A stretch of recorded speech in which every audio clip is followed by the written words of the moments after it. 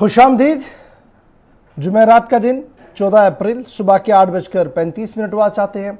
आपका मेज़बान इशफाक गौहर हस्बे वादा आपके सामने सुबह सुबह हाजिर खिदमत है। प्रोग्राम आप देखना शुरू कर चुके हैं सलाम जे के गुलिस्तान न्यूज़ का morning show.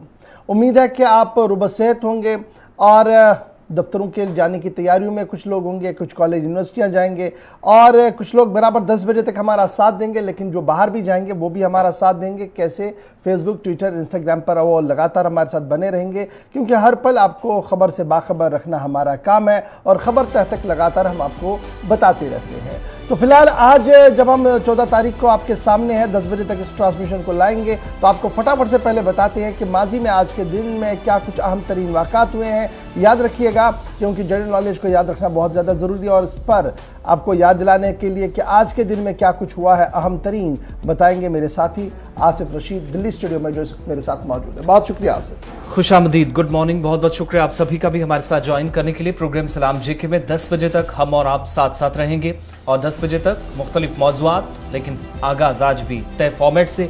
History of the day में खास क्या है वो ज़रा आपको बताते हैं। और आज जो अप्रैल का महीना चल रहा है, इसकी 14 तारीख है। 14 तारीख भारत के एतबार से भी काफ़ी अहमियत का हामिल।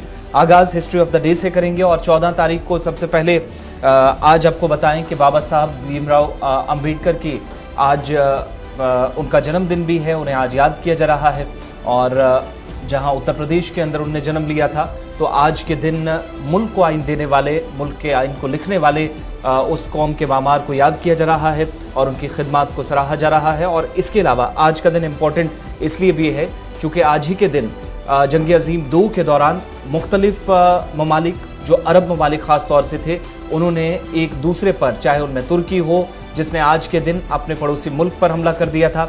इसके अलावा आज का दिन सबसे अहम ये है, तकनीकी खराबी की वजह से हम आपको स्क्रीन पर नहीं बता पा रहे हैं, लेकिन ये भी बताएं कि आज का दिन भारत और पाकिस्तान के लिए इसलिए भी अहम है चूँकि दोनों के दरमियान आज के दिन एक अहम मुआहिदे पर दस्तखत हुए थे। इशफाक, चलिए जनाब, कुछ तकनीकी वजह से वो सारा ट्रांसक्रिप्शन जो आपके सामने नहीं आ पाया। फिलहाल बढ़ते हैं खबरों की और खबर की शुरुआत जो करते हैं। चलिए जी फटाफट से जरा पढ़ ही लीजिएगा। आ गया जी। चलिए, हिस्ट्री ऑफ द डे में कुछ और पॉइंट्स आपके सामने रखें। जैसा कि प्रोग्राम के आगाज़ में हमने आपको बताया कि एक तो 1891 में हिंदुस्तानी आइन के जो मामार हैं बाबा साहब भीमराव अंबेडकर, उनकी पैदाइश आज हुई है। तो नई दिल्ली में थोड़ी देर पहले तकरीब शुरू हो गई है।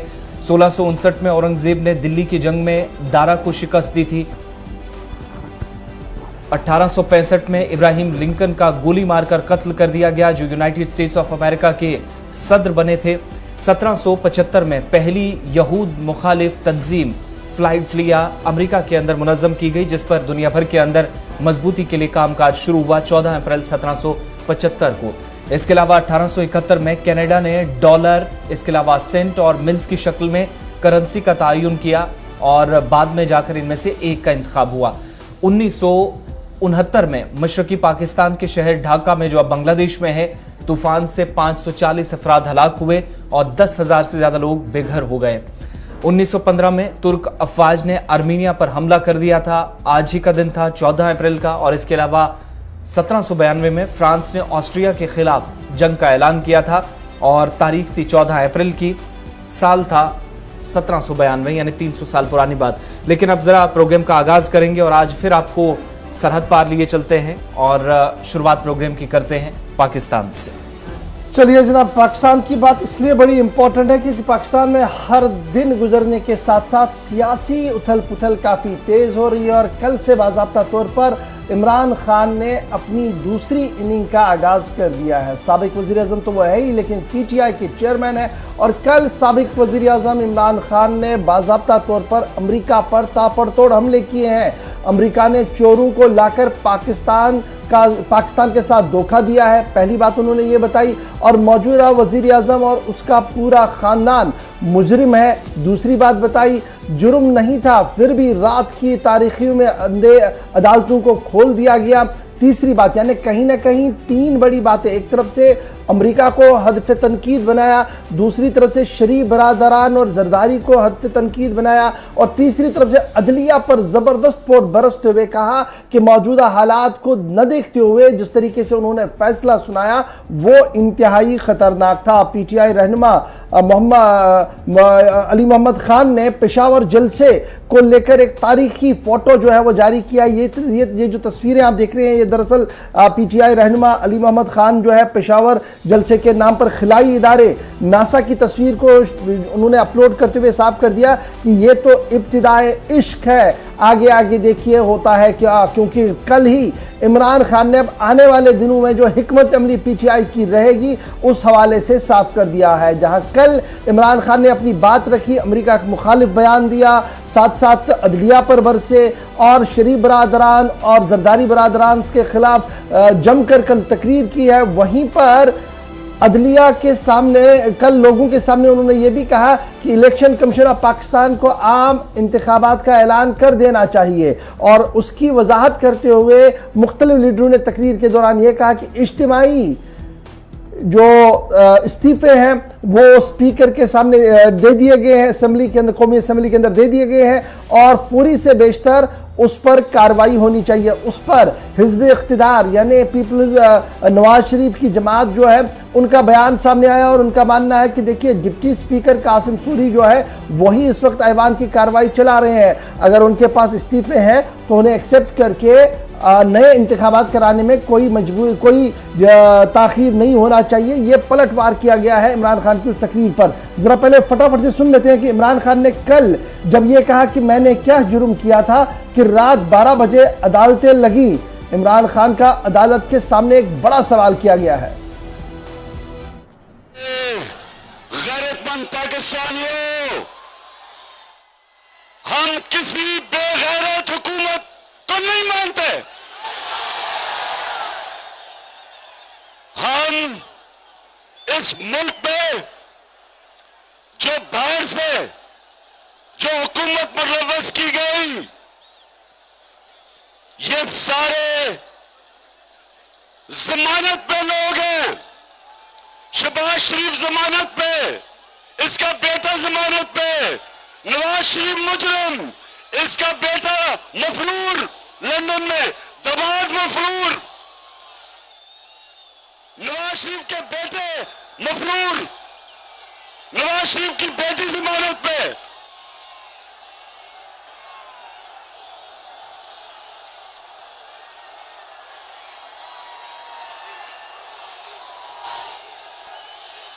क्या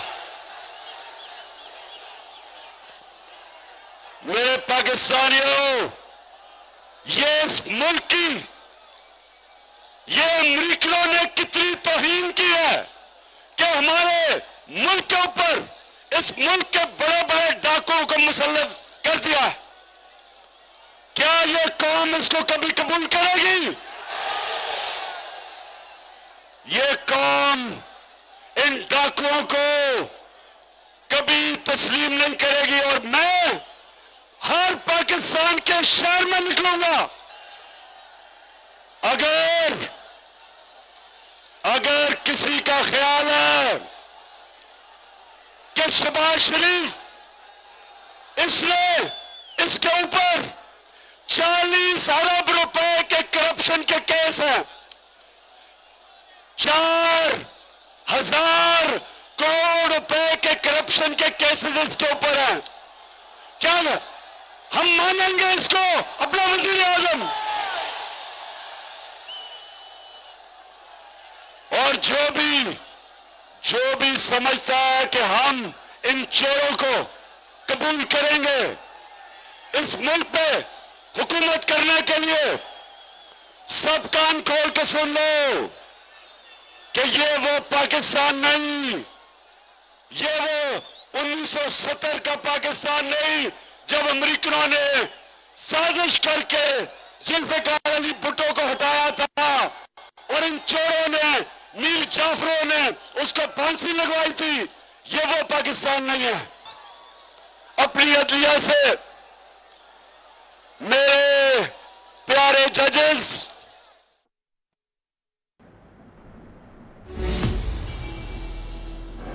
चलिए जनाब, आप सुन रहे थे कि किस तरीके से अदालत से लेकर अमेरिका तक बरस पड़े इमरान खान। लेकिन अभी एक डेवलपमेंट दो आ रही है, बड़ी इंपॉर्टेंट है, वो मैं आपके साथ शेयर करूँ। उसके बाद इमरान खान के लिए आने वाले दिन कितने मुश्किल भरे होंगे उस पर भी गुफ्तगू थोड़ी सी कर लेते हैं। एक तो ये कि पाकिस्तान की नई हुकूमत अमेरिका के साथ ताल्लुकात मजीद मजबूत करने की ख्वाह है और इस्लामाबाद से ये बयान जो है वो जारी कर दिया गया है। दफ्तर खारजा यानी फॉरेन ऑफिस की तरफ से ये स्टेटमेंट जो है वो जारी कर दिया गया है कि जनाब हम अमेरिका के साथ मजीद ताल्लुकात को बेहतर करना चाहते हैं। एक तरफ से ये खबर आ रही है। आपको याद होगा कि इमरान खान कह रहे थे कि जनाब ये जो तारीख रही है, हिस्ट्री ऑफ द पाकिस्तान है, ये बड़ी इंपॉर्टेंट है क्योंकि बानी पाकिस्तान के खिलाफ भी अदम एतमाद की तहरीकें लाई। और वो अदम एतमाद की तहरीकें किसने लाई थी जी? दो बड़े इंपॉर्टेंट प्लेयर्स थे, तीन इंपॉर्टेंट प्लेयर्स थे उस वक्त। एक बच्चा खान, याद रखिएगा ना, बच्चा खान, और दूसरा था अब्दुल सरमद अचकजई, ये दूसरे नाम था, और तीसरा था मुफ्ती महमूद। इन्होंने बानी पाकिस्तान के खिलाफ एक तहरीक चलाई वहां पर। आज जब इमरान खान के खिलाफ तहरीक है तो उसमें तीन लोग कौन है, बड़े तीन प्लेयर्स कौन है जी? एक बच्चा खान के ग्रैंडसन है जी, नवासे है, पोते हैं उनके असफंदियार वली खान, उन्होंने एक मेजर रोल प्ले किया है। उसके साथ साथ महमूद अचकजई साहब के फर्जंद सरमद अचकजई, वो फोर फ्रंट पर रहे इमरान खान के, यानी इनके वालिद ने पहले एक के साथ किया, आज ये फोर फ्रंट पर आए। और जब आप इसको और खंगालेंगे तो मुफ्ती महमूद साहब के फर्जंद है जी आज मुल्ला फजलुर रहमान साहब, तो ये भी फोर फ्रंट पर है। तो तारीख खुद जो इमरान खान बता रहे थे कि उस तारीख का हवाला था, वो मैंने आपके सामने थोड़ा सा रख दिया है। तो फिलहाल इमरान खान का क्या बनेगा जी? क्या नवाज शरीफ और शहबाज शरीफ और जरदारीज खामोश बैठेंगे? एक बड़ा सवाल है। तो इस सवाल का जवाब जब आप खंगालेंगे तो पता लगता है कि इमरान खान के खिलाफ आने वाले दिनों में मुकदमे दायर होंगे और सबसे बड़ा मुकदमा जो है वो पाकिस्तान के हवाले से उन पर होगा, क्योंकि उनको जो अतियात दिए गए थे उन्होंने उन्हें बेच दिया है और बाज़ाब्ता तौर पर अब 18 करोड़ रुपए का गबन का मामला इमरान खान पर लग सकता है। दरअसल इमरान खान के लिए मुश्किलें और भी बढ़ सकती हैं। मुश्किलें उस वक्त बढ़ रही हैं जब उनके दौरे इक़्तिदार में इल्ज़ाम उन पर लगा था और 18 करोड़ वाले हार का मामला एक बार फिर से सुर्खियों में है। और अब तहकीकात का न सिर्फ हुक्म दिया गया है बल्कि तहकीकात उस केस के सिलसिले में शुरू भी हो गई हैं। तफसीलात कुछ यूं हैं कि वफाकी जो तहकीकाती एजेंसी यानी PAI, उसने साबिक वज़ीर-ए-आज़म इमरान खान के तोहफे में मिले बेशकीमती हार को एक ज्वेलर को फरोख्त करने और चंद लाख रुपए कौमी खजाने में जमा कराने के इल्जाम के बाद तहकीकात शुरू कर दी है। इल्जाम यह है कि उन्होंने एक कीमती हार 18 करोड़ रुपए में फरोख्त करने का इल्जाम उन पर है। तहकीकात इसलिए हो रही हैं चूंकि उसकी जो रकम है वो कौमी खजाने में यानी मुल्क के लिए वो जमा कराई जानी थी, लेकिन चंद लाख रुपए वहां पर खर्च करके उस तरफ डाल के बाकी सारा पैसा हड़पने का उन पर इल्जाम है। और इसके अलावा इतला ये भी मिली है कि बेशकीमती जो तोहफा था, हार जो उन्हें मिला था, साबिक वज़ीर आज़म के मुआविन खुसूसी जुल्फ़कार बुखारी के जरिए एक ज्वेलर को फरोख्त किया गया। और मजीद आगे बढ़ते हुए पता ये भी चलता है जुल्फ़ी बुखारी जो कि इमरान खान के बहुत करीबियों में से माने जाते रहे हैं, यह हार 18 करोड़ रुपए में फरोख्त किया गया। इसके बाद चंद लाख रुपए लाए गए जो सरकारी खजाने में जमा करा दिए गए, जो गैर कानूनी है, इसलिए उनके खिलाफ तहकीकात मुसलसल हिज़्ब इख्तिलाफ अपने जलसों में कह रहा था कि होनी चाहिए। अब जाकर पाकिस्तान की जो फेडरल एजेंसी है उसने तहकीकात शुरू कर दी है और इमरान खान के लिए मुश्किलें बढ़ सकती हैं इस केस के सिलसिले में। उनने कितना पैसा अपने पास रखा है, कितना उन्होंने सरकारी खजाने में जमा कराया है, इसके लिए इल्जामात की तहकीकात जब शुरू हुई है तो मजीद इसमें गहराई में जाते हुए ये इदारा जिसने तहकीकात अब शुरू की है आने वाले दिनों में कुछ और खुलासा भी कर सकता है। चूंकि सरकारी दफ्तर में रहते हुए पैसे का गलत और गैर कानूनी इस्तेमाल हुआ, ये इमरान खान पर इल्जाम है और आधी कीमत अदा करके जाती मिल्कियत के तौर पर इसको रखा जा सकता था, लेकिन उन्होंने इस तरह नहीं किया। चंद लाख रुपए एक तरफ दिया और बाकी सारा पैसा अपने जेब में डाला। चलिए जनाब, पाकिस्तान के बाद जरा बात जम्मू कश्मीर की करते हैं। और जम्मू कश्मीर की बात इसलिए बड़ी दिलचस्प और अहम बनती है क्योंकि जम्मू कश्मीर के अंदर सबकी नजरें जो है रंजना प्रकाश देसाई की सरबराही वाली हदबंदी कमीशन पर है। और इस वक्त की अहम और बड़ी खबर जो है कि हदबंदी कमीशन की रिपोर्ट को लेकर जो सामने आ रही है कि अप्रैल के आखिर तक रिपोर्ट को मरकज को सौंपने का इम्कान है। और जब ये कमीशन हदबंदी कमीशन की तरफ से मरकजी हुकूमत को हतमी रिपोर्ट जो है वो अप्रैल के आखिर तक पेश की जाएगी। अगस्त में असम्बली इंतखाबात के लिए नोटिफिकेशन जारी होने का कभी इम्कान है और ड्राफ्ट रूल्स शाया होने के बाद इंतखाबी फरिश्तों पर नजरसानी का अमल भी मुकम्मल किया जा सकता है। तो आप ये बैक टू बैक ये 2-3 चीजें जो हम आपके सामने रख रहे हैं जी, ये बड़ी दिलचस्प और अहम बात हो रही है कि रवा महीने के आखिर तक हदबंदी कमीशन की तरफ से मरकजी हुकूमत को अपनी रिपोर्ट पेश की जा सकती है। पहली बात ये आ रही है। दूसरी बात जो दिल्ली से हमें दिल्ली के पावर कॉरिडोर से मिल रही है वो ये है कि अगस्त में असेंबली इंतखाबात के लिए नोटिफिकेशन जारी हो सकती है। तीसरी बड़ी बात जो सामने आ रही है वो ये आ रही है कि मरकजी हुकूमत ऑल पार्टीज मीटिंग, यानी सबसे पहले रिपोर्ट आएगी, रिपोर्ट को तशहीर करने के बाद ऑल पार्टीज मीटिंग को तलब किया जा सकता है, जिसकी सरबराही खुद वजीर आजम नरेंद्र मोदी भी कर सकते हैं। इस तरीके की भी बात सामने आ रही है कि ऑल पार्टीज मीटिंग में सबको एतमाद में लेकर आगे बढ़ने की बात होगी, जिसके बाद फिर इलेक्शन कमीशन भी अपने दौरे जो है वो तेज करेगा जम्मू कश्मीर के हवाले से। और चौथी बड़ी अहम बात जो है वो ये भी है कि जिस तरीके से ये सारी चीजें बैक टू बैक चल रही है, इसमें क्या कुछ अभी तक हुआ है ये याद रखिएगा। कमीशन ने जो प्रपोज किया है जम्मू कश्मीर के लिए उसमें चंद सीटों का इजाफा है। लोकसभा की नई हदबंदी हुई है, यानी कुछ एरियाज को जम्मू का जोड़ दिया गया है साउथ के साथ, और नॉर्थ में कुछ और तब्दीलियां जो वो देखने को मिली है। तो कुल मिलाकर ये सारी रिपोर्ट जो है वो ऑलमोस्ट तैयार है। जिन लोगों ने जम्मू और कश्मीर के अंदर कमीशन के सामने अपनी एतराज़ात रखे हैं, अपनी बातें रखी है, उनको फाइनल कंपाइल किया जा रहा है और इस माह के आखिर तक रिपोर्ट जो है वो मरकजी वजारत दाखिला को सौंप दी जाएगी। रंजना प्रकाश देसाई अपना काम मुकम्मल कर रही है और यही जब आप इस पूरी टाइमलाइन को देखेंगे तो अगस्त में असेंबली इंतखाबात के लिए नोटिफिकेशन जारी होने का कभी इम्कान भी बताया जा रहा है। कमीशन को आपको याद होगा कि मार्च 6 था 2020 जब कमीशन को काम सौंपा गया था, 1 साल का काम उन्हें दिया गया था, बाद में उसमें 2 बार इजाफा भी किया गया। तो फाइनल नोटिफिकेशन जो जारी होगी वो अब कुछ दिनों के अंदर अंदर होगी, क्योंकि माना जा रहा है कि कमीशन की तरफ से मुकम्मल तौर पर अपना काम जो है वो किया गया है। तो अब सबकी नजरें इलेक्शन कमीशन की हतमी रिपोर्ट के साथ साथ फिर बढ़ेंगी जी, सबकी नजरें किस पर? ऑल पार्टीज मीटिंग पर। और ऑल पार्टीज मीटिंग के साथ ही अगस्त में इलेक्शन नोटिफिकेशन जारी होने का कभी इम्कान है। इस तरीके की इतलात जो है वो मुख्तलिफ ज़राइयों से इस वक्त सामने आ रही है। जी आसिफ, चलिए बढ़ते हैं आगे। अब जम्मू कश्मीर सरकार जम्मू कश्मीर के मतलब क्या फैसले लेती है आने वाले वक्त में, जरूर इस पर हमारी नजर रहेगी। लेकिन बात जरा इंतजामिया की कारकर्दगी भी करते हैं। हर गुजरते दिन के साथ एक एक रिपोर्ट सामने आती है, खुलासा होता है जहां पर जम्मू कश्मीर ऊपर जा रहा है या नीचे यूनियन टेरिटरीज की फहरिस्त में कहां है। और सरकारी आदादोशुमार से आज भी दोबारा पता चलता है कि एक बार फिर जम्मू कश्मीर मजीद नीचे गिर गया है। दरअसल जम्मू कश्मीर के अंदर अब ये जो CAG की एक और रिपोर्ट आई है जिसमें खुलासा हुआ है, इसमें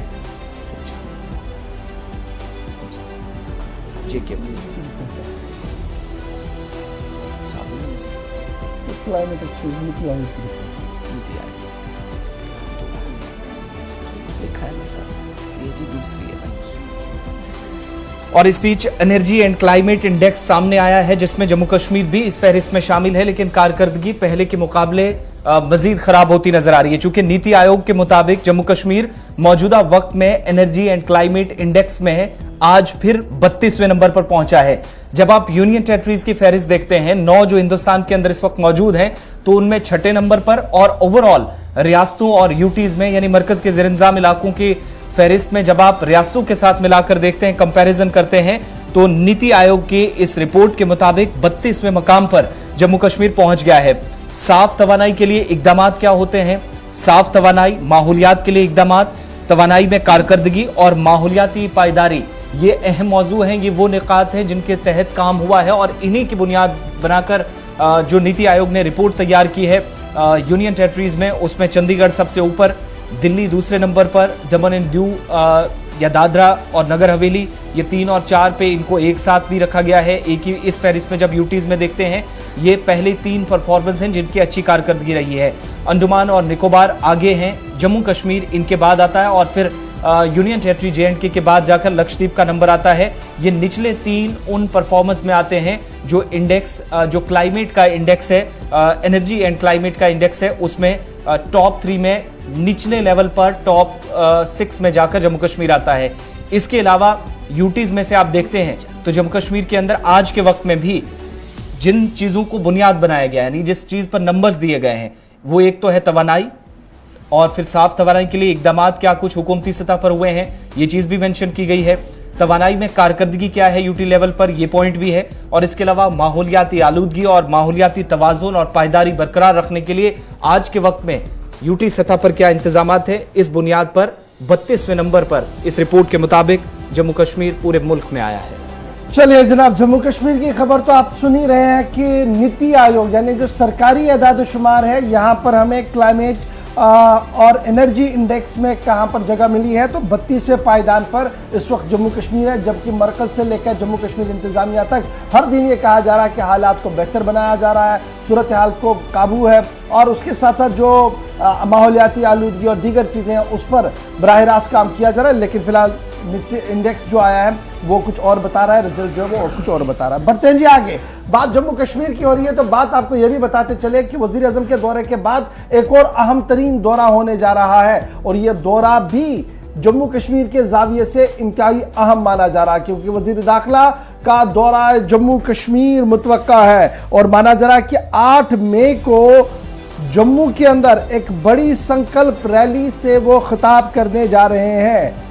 पीओजे के संकल्प रैली इसका नाम दे दिया गया है, और जहां एक तरफ से हो जम्मू के अंदर 8 तारीख को ये जलसा होना है, वहीं पर आज से ही कई अहम बैक टू बैक मीटिंग्स का सिलसिला भी जम्मू कश्मीर के अंदर होना है। आज दाखिला सेक्रेटरी, डायरेक्टर आईबी और दीगर लोग जो है वो श्रीनगर और जम्मू के अंदर बैक वक्त मौजूद रहेंगे, वीडियो कॉन्फ्रेंसिंग के जरिए से रहेंगे, और जम्मू कश्मीर के दौरे पर हैं वो, जहां पर वो लॉ एंड ऑर्डर सिचुएशन को रिव्यू करेंगे और दीगर मामला का अज खुद मुशाहिदा भी करेंगे। अब ये देखिए, मुशाहिदा बड़ा इंपॉर्टेंट है, 2-3 चीजें बैक टू बैक देख लीजिएगा।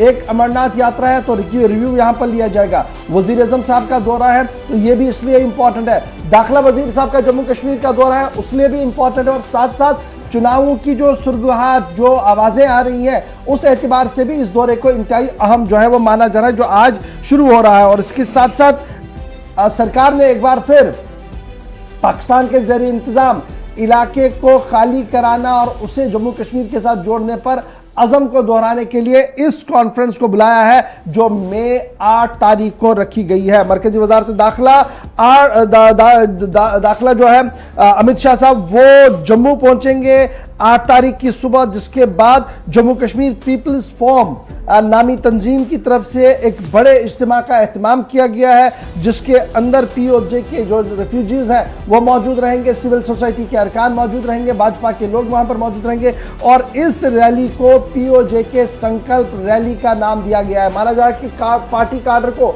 चार्ज करने के लिए इस रैली का एहतमाम जो है वो किया गया। अब मरकजी वजीर दाखिला साहब क्या बड़े दिनों बाद आ रहे हैं? नहीं, ऐसा बिल्कुल भी नहीं है। शाह साहब का ये दूसरा दौरा होगा जी, 2 महीनों के दौरान ये दूसरा दौरा होगा वजीर दाखिला का जम्मू का, जहां पर वो इस तरीके से कार्रवाई करेंगे, और ये 7 महीनों के अंदर तीसरा दौरा होगा, यानी 1 साल के जो 7 महीने जब आप गिनेंगे लास्ट 7 ईयर्स, तो ये 3rd विजिट है होम मिनिस्टर साहब की जम्मू कश्मीर के आई, जहां पर वो रिव्यू भी करेंगे और साथ साथ संकल्प रैली से भी खिताब करेंगे। यानी कुल मिलाकर जो हम अभी थोड़ी देर पहले आपको बता रहे थे कि चुनावी बिगुल बजने जा रहा है, उससे पहले इन सभी बैक टू बैक मीटिंग्स को, इन सभी बैक टू बैक जलसों को इंतहाई अहमियत के साथ देखा जा रहा है। 24 अप्रैल को यानी सिर्फ चंद दिन बाद वजीर आजम साहब का दौरा जम्मू है, जहां पर पहली पंचायत सांबा के अंदर वो नेशनल पंचायत डे से खिताब करेंगे। जम्मू कश्मीर के कई लोगों को दावत वहां पर दी गई है, जहां वो वहां पर मौजूद रहेंगे, और मुल्क की कई पंचायतों को बराह रास्त वीडियो कॉन्फ्रेंसिंग के जरिए से